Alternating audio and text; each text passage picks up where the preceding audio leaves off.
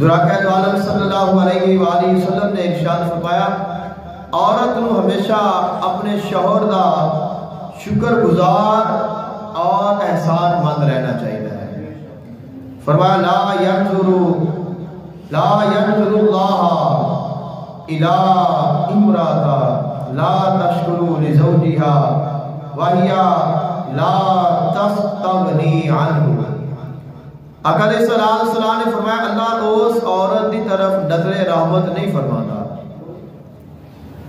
جیڑی عورت اپنے شوہر دی ناشکری ہے، جو اپنے شوہر دی شکر گزار نہیں، فرمایا اللہ ان دی طرف نظر رحمت نہیں فرماتا حالانکہ وہ اپنے شوہر کے بغیر رہ بھی نہیں سکتی، یعنی کہ رشتہ ختم بھی نہیں کر سکتی۔ یا تو ایک رشتہ ختم کر لے جاوے تو بات ختم ہو گئی، تو رشتہ بھی قائم ہے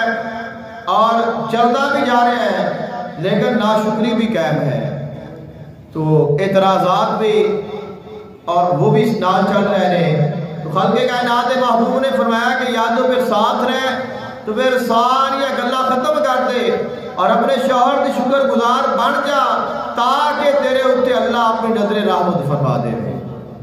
اور اگر نہیں چل سکتا تو یہ الگ بات ہے، لیکن فرمایا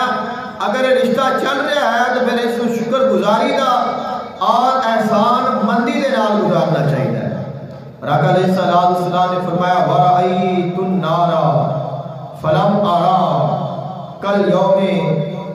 مَنْظَرًا قَطُّ وَرَأَيْتُ أَكْثَرَهَا أَهْلِهَا النِّسَاء۔ آقا علیہ السلام نے فرمایا اللہ نے مینوں دوزخ دکھائی اور دوزخ دا مینوں وہ منظر دکھایا جڑا کل قیامت نو ہونا ہے، یعنی کہ وہ منظر جو قیامت نو دوزخ دا ہونا ہے، اللہ نے مینوں وہ منظر پہلے ہی دکھا دیتا، اور جس وقت میں اس منظر نو ویکھیا تو میں کثرت دے نال عورتاں نو دوزخ وچ پایا۔ عرض کیتی کہ یا رسول اللہ صلی اللہ علیہ وسلم عورتاں کثرت دے نال دوزخ وچ کیوں نے، ان دی وجہ کیا ہے؟ فرمایا اپنے شوہر دی ناشکری ہے، اپنے شوہر دی ناشکری کرنا اللہ نو ناپسند ہے۔ فرمایا اس شکر گزار بن، احسان مند بن، اللہ دی فرما برداری کر، شوہر دی اطاعت کر، اللہ تیرے تے راضی ہو جائے۔